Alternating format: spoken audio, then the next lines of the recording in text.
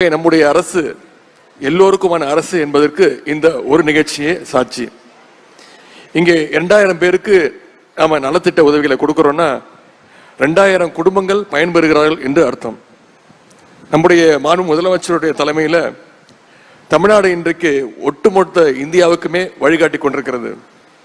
குறிப்பாக சொல்லணும்னா மகளிர் முன்னேற்றத்தில் தமிழ்நாட்டுடைய பல திட்டங்களை இன்றைக்கு பிற மாநிலங்கள் பின்பற்றி கொண்டிருக்கிறது. இந்த அரசினுடைய திட்டங்களை நீங்கள் 4 பேருக்கு எடுத்து சொல்லி இந்த அரசினுடைய தூதுவர்களாக பிராண்ட் அம்பாசிடர்ஸாக நீங்கள் அத்தனை பேரும் செயல்பட வேண்டும். இதே திராவிட முன்னேற்ற கழகம் ஆட்சிக்கு வந்து 4 ஆண்டுகள் ஆச்சு.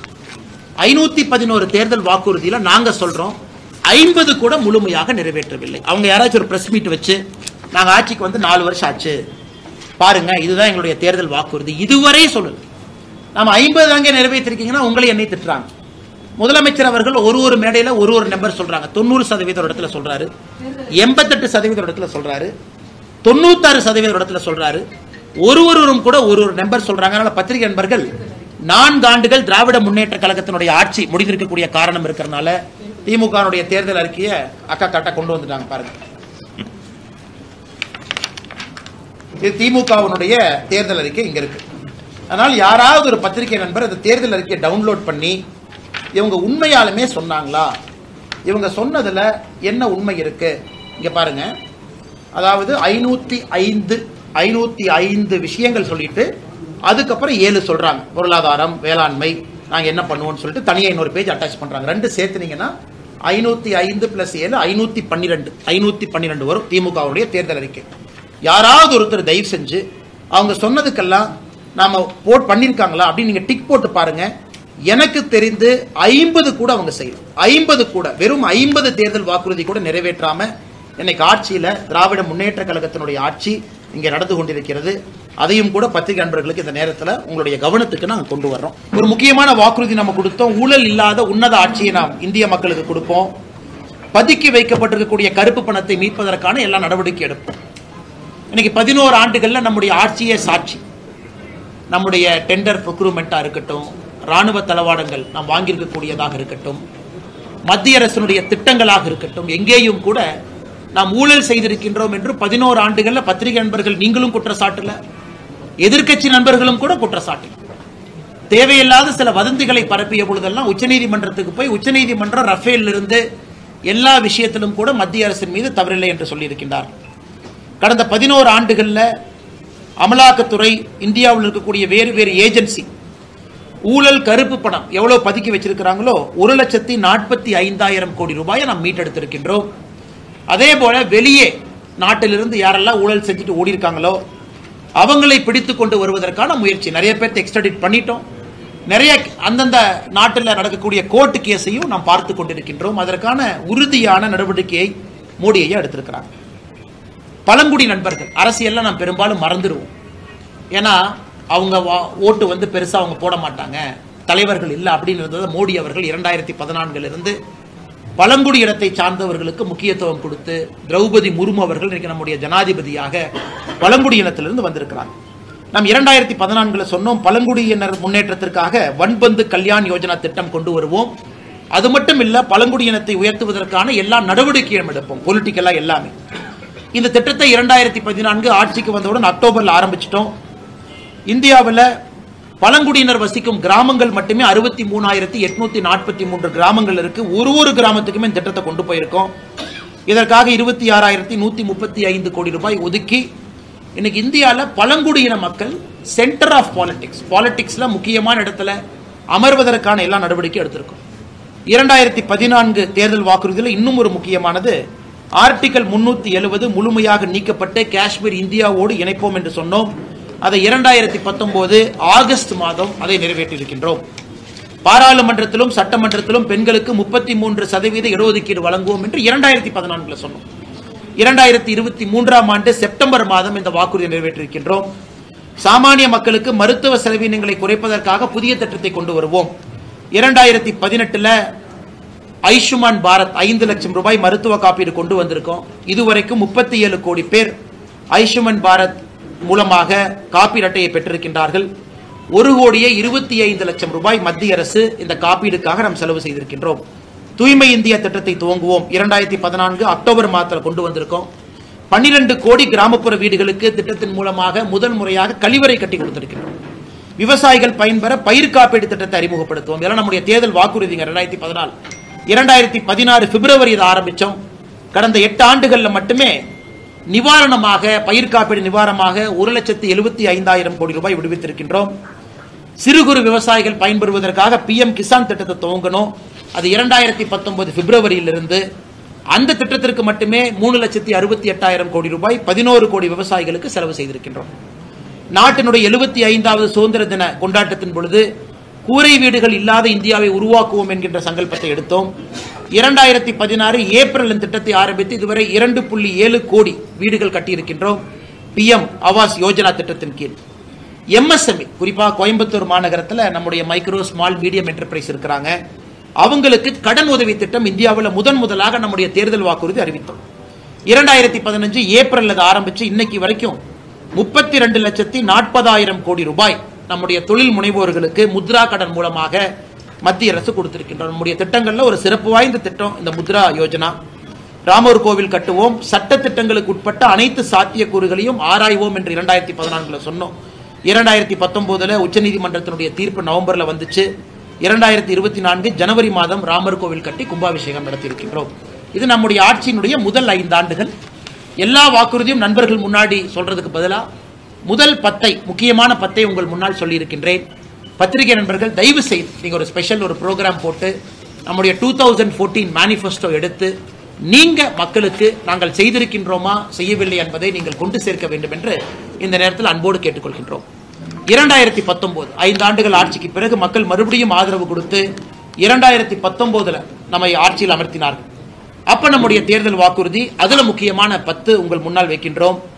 குடியுரிமை திருத்த மசோதா கொண்டு வருவோம் என்று சொல்லியிருந்தோம். 2019 டிசம்பர் மாதம் கொண்டு வந்தோம். விவசாயிகள் பயன்பெற கிசான் கடன் அட்டை திட்டத்தை கொண்டு வருவோம் என்று சொன்னோம். 2020 டிசம்பர்ல கொண்டு வந்தோம். இன்னைக்கு 7.7 கோடி விவசாயிகளுக்கு 10 லட்சம் கோடி ரூபாய் நாம் கேசிசி திட்டம் மூலமாக கொடுத்திருக்கின்றோம். சிறு குறு விவசாயிகளுக்கு ஓய்வூதிய திட்டம் பென்ஷன் கொண்டு வருவோம் சொன்னாங்க. 2019 செப்டம்பர்ல ஆரம்பிச்சிருக்கிறோம். எனக்கு 60 வயதிற்கு மேல் விவசாயம் இருக்கக்கூடிய பயனாளிகளுக்கு மாசம் 3,000 ரூபாய் ஓய்வூதியம். நாட்டில் இதுவரைக்கும் 24,60,000 விவசாயிகள் இதில் பயன்பெற்று இருக்கின்றார்கள். மீனவர்கள் பயன்பெற மத்ஸ்ய சம்பத்த யோஜனா திட்டம் கொண்டு வருவோம் என்று சொன்னோம். 2020 செப்டம்பர் மாசம் ஆரம்பிச்சோம். 2020, 21, 24, 25 மட்டுமே 9,407 கோடி ரூபாய் நம்முடைய மீனவ நண்பர்களுக்காக செலவு செய்திருக்கின்றோம். 2025 ஆண்டு முடியும் பொழுது, அதாவது இந்த ஆண்டு டிசம்பர் முடியும் பொழுது இந்தியா $5 ட்ரில்லியன் என்று சொன்னோம். 2019 சொன்னோம். இன்னைக்கு இந்தியா 4.1 ட்ரில்லியன். இன்னைக்கு நாம ஜூன்ல இருக்கோம். 4.1 ட்ரில்லியன். குறிப்பாக நாம் இதை புரிந்து கொள்ள வேண்டும். கொரோனால 2 ஆண்டுகள் 2020, 2021 கொரோனா பெரும் தொற்றில் நம்ம மாட்டியும் கூட நம்ம சொன்ன டார்கெட்டை நோக்கி போயிட்டு இருக்கோம். சமீபத்தில் ஜப்பான் நாட்டை முன்னேற்றம் செய்து உலகத்தினுடைய 4வது பெரிய பொருளாதார நாடாக மாறி இருக்கின்றோம். உலகத்தில் வேகமாக வளரக்கூடிய பொருளாதார நாடாக இருக்கின்றோம். எனக்கு international monetary fund 2027 India 5 trillion பொருளாதாரத்தை தொடும் என்கின்ற ஒரு இலக்கை அவங்களே கொடுத்திருக்கிறாங்க. நம்முடைய குரோத் சார்ட்டை வச்சு அனைத்து வீடுகளுக்கும் குழாய் மூலமாக குடிநீர் வழங்கும் திட்டம் செயல்படுத்துவோம் என்று 2019 மேனிஃபெஸ்டோல சொன்னாங்க. ஆகஸ்ட் மாதம் திட்டத்தை ஆரம்பித்தோம். நாட்டில் 12 கோடி வீடுகள், அதாவது மொத்தம் இருக்கக்கூடிய வீடுகளில் 76% நாட்டு மக்களுடைய வீடுகளுக்கு குழாய் மூலமாக குடிநீர் திட்டத்தை கொண்டு வந்திருக்கின்றோம். நாட்டில் 75 புதிய மருத்துவக் கல்லூரிகள் அமைப்போம் என்று 2019 சொன்னோம். 2019 ஆகஸ்ட் திட்டத்தை துவங்கினோம். தமிழகம் உட்பட தமிழகத்துக்கு 11 மருத்துவக் கல்லூரி உட்பட 75 மருத்துவக் கல்லூரிகளும் கொடுத்து விட்டோம். நாட்டில் 5 ஆண்டுகளில் 60,000 கிலோமீட்டர் தேசிய நெடுஞ்சாலை போடுவோம் நம்ம சொன்னோம். 2019 2024 முடியறக்குள்ள மறுபடியும் பத்திரிகை நண்பர்கள் ஞாபகப்படுத்துறோம். கொரோனா தொற்று இருந்தும் கூட 5 ஆண்டுகள்ல 56,701 கிலோமீட்டர் நேஷனல் ஹைவே நாம் போட்டிருக்கோம். நாட்டில் புதிதாக 200 நவோதய வித்யாலயா கேந்திரிய வித்யாலயா ஆரம்பம் சொன்னோம். 2019 ஆண்டுகளுக்கு பிறகு 113 கேந்திரிய வித்யாலயா நவோதயா பள்ளிகள் நாம திறக்க ஒப்புதல் வாங்கியிருக்கின்றோம், திறந்திருக்கின்றோம். வறுமை கோட்டிற்கு கீழே இருக்கவங்கள சிங்கிள் டிஜிட், அதாவது ஒற்றை எண்ணிக்கை அடிப்படையில் கொண்டு வந்துருவோம். நம்முடைய நாட்டில் மிக இரட்டை எண்ணிக்கை அடிப்படையில் இருக்கிறாங்க, பர்சன்டேஜ் இதில் கொண்டு வந்துவோம் என்று சொன்னோம். நாம் சொன்ன 2012 16.2 விழுக்காடு வறுமை கோட்டு கீழே இருந்தாங்க. $2.15, அதாவது 180 ரூபாய் கீழே அவங்களுடைய வருமானம் இருந்துச்சுங்க. இன்னைக்கு அது 2.3% குறைச்சிருக்கிறோம். 16.2 ஆரம்பித்து இந்த 13 ஆண்டுகளில் 2.3% ஒற்றை இலக்குக்கு கொண்டு வந்திருக்கின்றோம். இதுவும் ஒரு பெரிய சாதனையாக நாம் பார்க்கின்றோம். அதே போல நம்முடைய பத்திரிகை நண்பர்கள் தயவு செய்து 2019 நம்முடைய தேர்தல் வாக்குறுதியும் கூட ஒரு முறை நீங்கள் அலசி ஆராய வேண்டும், மக்களுக்கு எடுத்துச் சொல்ல வேண்டும் என்று அன்போடு கேட்டுக்கொள்கின்றோம். அடுத்து 2024 ஆட்சிக்கு வந்த பொழுது 10வது ஆண்டு முடித்து மக்கள் மறுபடியும் 3வது முறை நமக்கு ஒரு வாய்ப்பு கொடுத்திருக்கிறாங்க. அந்த 3வது முறை ஆட்சி அமைக்கும் பொழுது நாம் தேர்தல் வாக்குறுதி மறுபடியும் கொடுத்திருக்கோம். அந்த தேர்தல் வாக்குறுதியினுடைய முக்கியமான அம்சத்தை உங்க முன்னாடி வைக்கிறேன். முத்ரா கடன் திட்டத்தின் கீழ் அதிகபட்ச கடனாக 20 லட்சம் ரூபாய்க்கு உயர்த்துவோம் என்று சொன்னோம். அதை அக்டோபர் 2024 செயல்படுத்தி காட்டியிருக்கின்றோம். 70 வயதுக்கு மேற்பட்டவர்களுக்கு ஆயுஷ்மான் பாரத் மருத்துவ காப்பீடு திட்டத்தின் கீழ் பயன்பெறுவர் யாராக இருந்தாலும், அவங்க என்ன வருமானம் பெற்றிருந்தாலும் கூட 70 வயசுக்கு மேல முழுவதுமாக அதை கொடுப்போம் என்று சொன்னோம். தமிழ்நாடு அரசு அதை நடைமுறைப்படுத்த தயங்கிக் கொண்டிருக்கின்றார்கள். அக்டோபர் 2024 நாடு முழுவதுமே 70 வயதுக்கு மேற்பட்டவர்களுக்கு ஆயுஷ்மான் பாரத் திட்டத்தை கொண்டு வந்திருக்கின்றோம். நம்முடைய தேர்தல் வாக்குறுதி 2024 சொல்லி இருந்தோம். உலகத்துல திருவள்ளுவர் கலாச்சார மையத்தை அமைப்போம் என்று சொன்னோம். சொன்ன பிறகு செப்டம்பர் 2024 சிங்கப்பூரிலிருந்து, அமெரிக்கா ஹூஸ்டன்ல இருந்து வரிசையாக நம்முடைய திருவள்ளுவர் கலாச்சார ஸ்தாபனத்தை அறிவித்திருக்கின்றோம், தொடங்க ஆரம்பித்திருக்கின்றோம். நாட்டில் இடதுசாரி தீவிரவாதத்தை முற்றிலும் அகற்றுவோம் என்று சொன்னோம். இன்னைக்கு 2026 மார்ச் முடியும் பொழுது நம்முடைய நாட்டில் நக்சலிசம் என்கின்ற வார்த்தை இருக்காது என்கின்ற சங்கல்பத்தை ஏற்றுக்கொண்டு பணி செய்து கொண்டிருக்கின்றோம். அதே போல 2014, 2019, 2024 3 தேர்தல் வாக்குறுதியும் கூட நாட்டில் யூனிஃபார்ம் சிவில் கோட், எல்லா மதம் எல்லா சமுதாயத்திற்கு ஒரே ஒரு சட்டம் என்று சொன்னோம். அதை நிச்சயமாக பாஜக நிறைவேற்றும். அதற்கான எல்லா முயற்சியும் எடுத்துக் கொண்டிருக்கின்றோம். இது நம்முடைய தேர்தல் வாக்குறுதியை பொறுத்தவரை 11 ஆண்டுகள்ல நம்முடைய நாடு எங்கே சென்றிருக்கிறது, நம்முடைய கட்சி என்ன செய்திருக்கின்றோம். அதன் பிறகு தமிழகத்திற்கும் அகில இந்தியாவிற்கும் ஒரு விஷயத்துல கம்பேரிசன். அவங்க என்ன இந்தியா அளவில் என்ன இருக்கு, தமிழ்நாட்டுக்கு நம்ம என்ன பண்ணியிருக்கோம். இந்திய அளவில் இங்க கூட பாத்தீங்கன்னா பேங்க் ஆஃப் பரோடா அவங்க இருக்கிறாங்க. இந்த இதுல ஜன்தன் யோஜனா வங்கி கணக்கு துவங்கணும். 53 கோடி பேர் இந்தியாவில் நம்ம ஆட்சிக்கு வந்த பிறகு வங்கி கணக்கு துவங்கி இருக்கின்றார்கள்.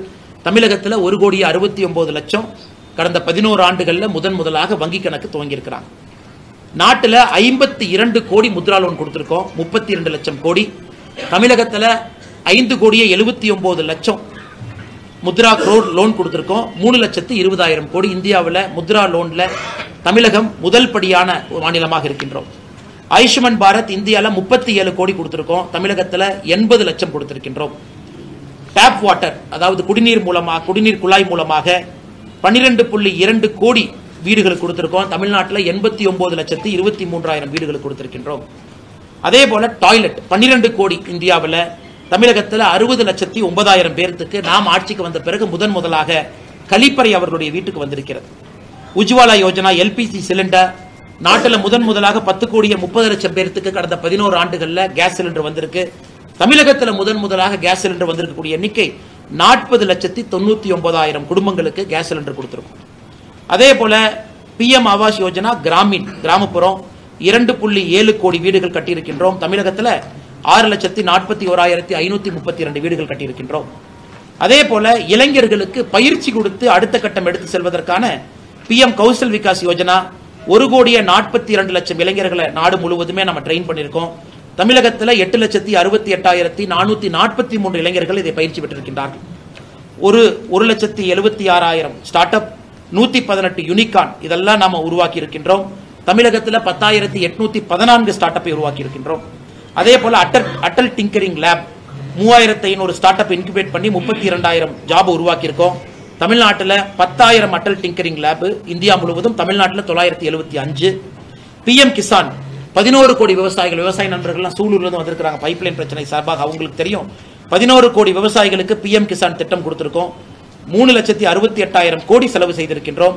தமிழகத்தில் 22,58,000 விவசாயிகளுக்கு 11 கோடியே 3,665 11,365 கோடி 11,365 crore பிஎம் கிசான்ல கொடுத்திருக்கின்றோம்.